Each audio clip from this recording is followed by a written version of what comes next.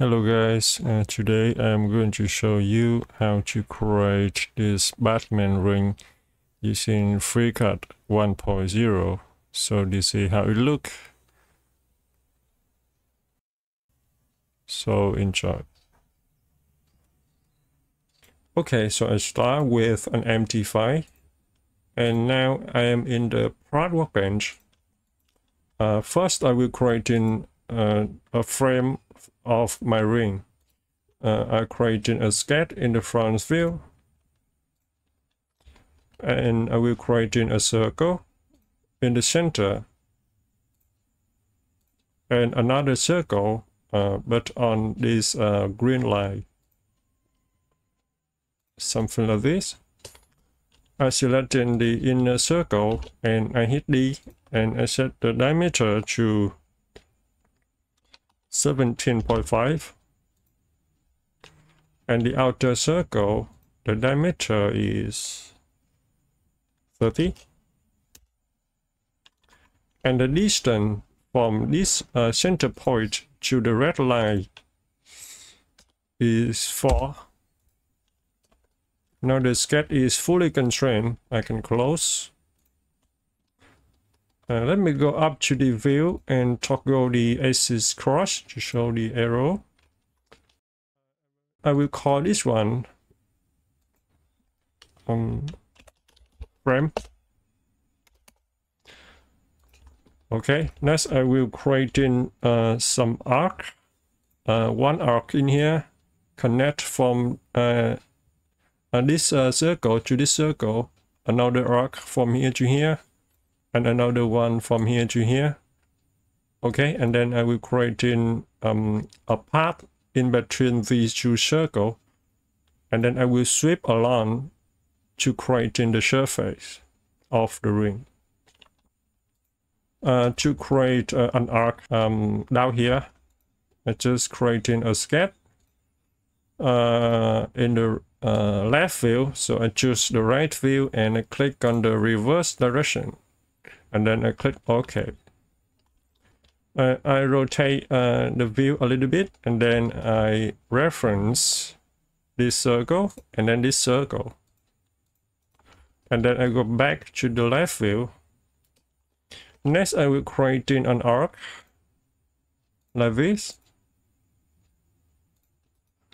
and I select in this point and then this point, and then I hit C to snap it together. Doing the same in here. This one, hit C. This one, the center point, and then the green line, hit C. Now the sketch is fully constrained. I have the first arc in here. Next I will create in another arc in the middle. So I create in a sketch on the top view, and I rotate the view a little bit, and then I will reference the circle inside and the circle outside. And you can see when I reference the circle outside, the reference line is not what I want, so it's go outside of the circle. So I selecting it and I delete it, and then I go out. I will create in a line to reference, so I create in another sketch in the front view, and for this sketch I just simply reference the outer circle, and then I create in a line connect from the center to the touching the outer circle. You can see. Now I can close. Now we have this line for reference. Now I go back to the sketch 00 show. I double click on it, and then I change the view a little bit, and then I reference. It's a little bit hard to see, so you just click on this red line and you can see we have this point right in the outer circle. Now I go back to the top view, and then I will create an arc, something like this. And I select this point and this point and hit C. This point, hit C. This point, this line, hit C. Okay, now close. We have another arc in here. Let me rename this one, this arc, the sketch 001. I will call this one profile 1, and I will call this one profile 2, and this one reference line. Next, I need another arc up here, so I create in another sketch on the right view, but I click on the reverse direction and I click OK. And I also reference the inner and the outer circle. I go back to the left view and also creating an arc. Doing the same, I will constrain this point and this point together using the hotkey C.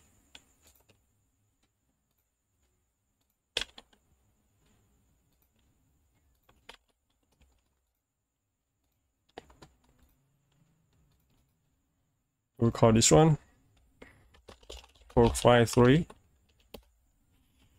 Okay, so next I want to sweep these three together, but I need a path to guide the direction. We'll create another sketch in the front view. I will create a circle on this green line. Next, I will create points.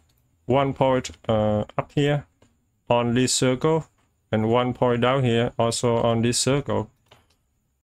Next, I will select this point, and I hit G and N to turn that into construction geometry.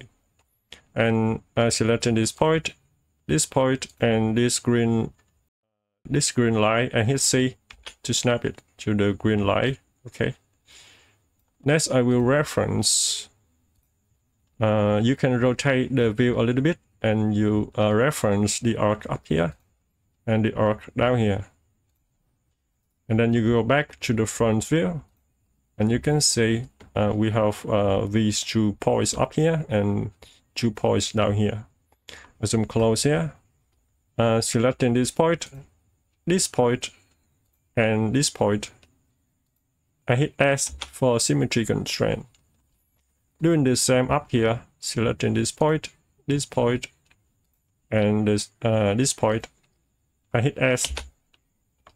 Okay. Now the sketch is fully constrained. I can close. And I will call this one path. Okay, now we're ready to sweep. I will go to sweep. Click on it. I will start profile 1, profile 2, and then profile 3, and then I click on sweep path, and then I click on the path, the circle in the between, hit done, and you can click on the frame net and click OK. You can say this is how it looks. You can see the result is good on the left side, but it's not good on the right side. The reason is because we don't have any profile in the right side. That's why I will remove the right side. So let me hit Shift B and select everything and hit spacebar to hide everything. And then I just want to show the sweep. And then I will remove the right side. So I go to the sketch and creating a new sketch in the front view. And I creating a line on this green line like this. And then I close. And I go to the curve workbench. And the curve workbench, I click on the front view. And then I control click on the line and the left side because I want to keep the surface on the left side. And then I click on the trim face, or you can go to the surface and trim face, and we only have the left side. Let me go back to the part workbench. Let me call this one and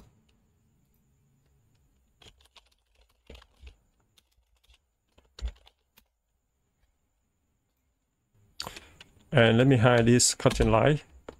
And next I will mirror this one to create 4 pieces. I select in the trim face, go to the mirror. I mirror it in the SC plane. And then I drop this one down and select in the V-Shoe and mirror again in the YZ plane. And next I will drop these shoe and then select these 4. Go to Part, Compound, and then make Compound. Okay. The next step is I want to remove the surface up here. So I go to creating a sketch in the front view and creating a rectangle up here. Selecting this point down here and hit D and set the distance to 16 somewhere up here, and I close. I select in the new sketch and go to extrude. Extrude this one to 50 and symmetric. And then I will control selecting the compound and the extrude, and then I cut it. Yes. And then we have a hole in here. The next step is I want to build another level of geometry up here to fake the chamfer up here. So we have a flat surface up here, but a straight surface is in here to fake the chamfer. It looks like a chamfer. So first I will creating a copy of these 4 edges. So I go to the shape builder, or you can go to the part and shape builder, click on it, and you using the option Y from edges and control select these 4 edges, and then click on create and I close, and in the tree view a new Y created. I want to create an offset of this Y, another Y, but smaller than this one. So I click on the Y and go to the 2D offset. Click on it, and you can see the offset go outside. So I put negative number in here. So let's try a negative 0.4 and click OK. And I want to bring the 2D offset up. So I click on the 2D offset and go to the placement, the Z-axis, and bring this one up 0.4 for 3 for that. And you can see the 2D offset go up here. Next, I want to create a surface in between. Let's go to the loft, click on it, and then I choose a loft between the Y, which is a copy of these 4 edges down here, and then the 2D offset, and then I click on create solid and click OK. And now you can see we have another surface up here, another flat surface. But let me go back and changing the offset 2D a little bit. I want this one smaller a little bit. So let's try negative. The value in here, let's try the negative 0.5. So you can see the surface go inside a little bit.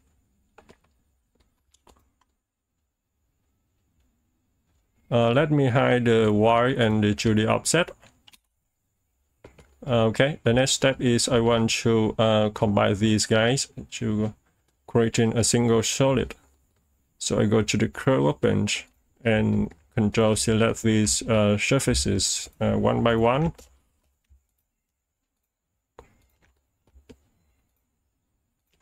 Okay, and then I click on parametric solid, and I hit spacebar to hide everything except for the new solid.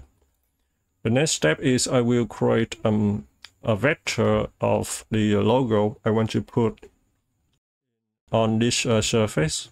Okay, next I go to Inkscape. I open up Inkscape so you can install it. This one. So we go to the new document, and in the new document of Inkscape, all you need to do, you don't have to scare anything about the interface. So you just simply drag and drop the image I put in the video description. So you download it and you put that, you drag and drop that, put that into Inkscape, and then you click OK. And you hit Control and scroll your mouse to zoom in and out. So you can say now, if I zoom close here, and you can see we have you can see the line is not very smooth. Because this one is a bitmap picture. So all we need to do is convert this bitmap into a vector image. So you click on this image first, and then you go up to the menu path, and then trace bitmap to turn this one into the vector image. Or you can use the hotkey Shift Alt and B. You click on it, and we have a lot of options in here. So we have single scan and multi-color and pixel art. Because we have black and white picture in here, so I just choose the single scan for that and leave everything in default. Okay, it's fine. And all you need to do is click on the apply button down here. You click on it, and you see nothing happen, right? Now I hit Control Shift and L to show the layer property. And in here, in the layer window, we have two things. The layer 1, and down here is the part 1 and the image 1. The part 1 is the vector image we just converted, and the image 1 is the original image. Okay, you click on this one, the image, and you delete it because we don't need it. Delete it. Now we only have a part in here. So you click on the part, and then you go to the file and export. Click on the export, and the window appear, and you choose the place you want to save your image to. Let me save this one to and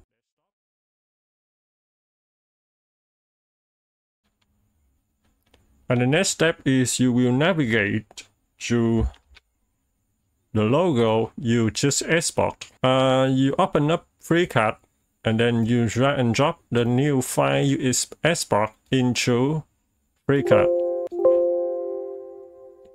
And FreeCAD will ask you open as, you choose the SVG as geometry, and you click open. And you can see we have a lot of things in here. In the tree view, we have the part 1, the part 002, and part 003. I don't know what it is, so I just hide all of these three. Hit spacebar to hide everything. I click on the part 1 and show it. And you can see this one is an eclipse. So I don't use it. I just simply delete it. And let me show the part 002. The same. We have another eclipse. I delete it. And I show the part 003. You say this one is on a logo. So I go to the top view. You see this one is too big, right? So I will scale this one down. I go to the drag workbench. In the drag workbench, I click on this part and go to the creating another copy of this one, the clone. And let me hide the part 003 because we have another clone in here. I click on the clone and I go to the scale. And let me scale it down to 0.5 for S and Y. You can say 0.5 is still big, so I put this one down to 0.1. Okay, so we need a little bit more, so let's try 0.01.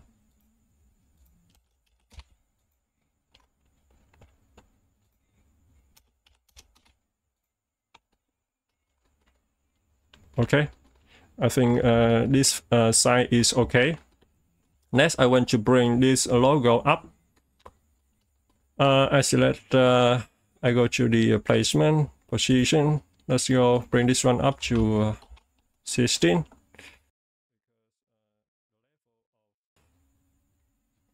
Let's try 17. Okay, somewhere up here. And then I go to the top view. You can see this logo is not in the center. So I want to align this logo into the center. So first, in the drag workbench, make sure you turn on the snap lock and also snap center. Okay, you turn this one on, the snap center. And then you select in this logo, and then you go to the move tool. Or you can use the hotkey M and V, click on it, and then you click on, you can see if you move your mouse right in the center, a snap center up here, so you click on the center, and then you come over here and also click on the center of this face. And then you hit close. And you can see this logo is now napped right in the center of this face. Now I go down here and hide the grid. Let me select in the logo and go to the part workbench. And let me extrude this one to, let's try 3 and symmetric and click OK. I forgot to choose the direction to extrude, so I hit OK. And then I click on the Z axis, click on it and click OK. Now we have a new logo, extrude. Now I control selecting the solid and the extrude, and then I just simply cut it. And now we have a logo in here. Let me go back to the extrude and change this number to, let's try 2 for that. Okay, something like this. Next, I will create in the detail around this logo. So I will go to the shape builder again. And then I click on the Y from edges and then control selecting for these 4 edges. And then I hit create and I close. And we have another Y. I click on this Y and go to the offset, and let's offset this one inside, so I put negative.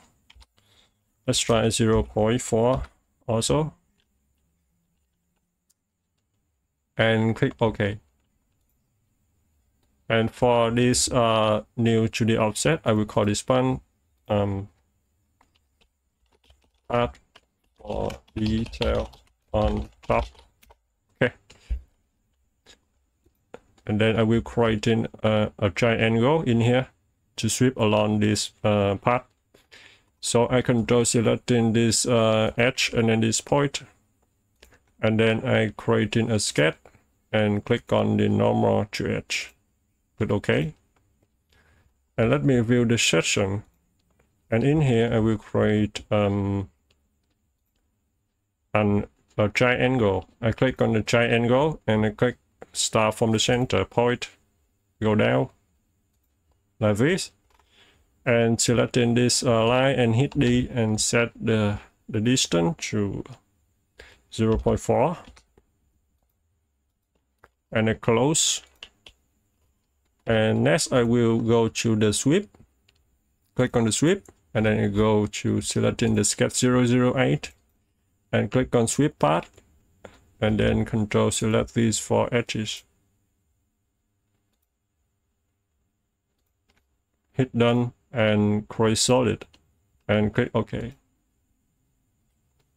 Now I control selecting the cut 001 and the sweep, and I cut again.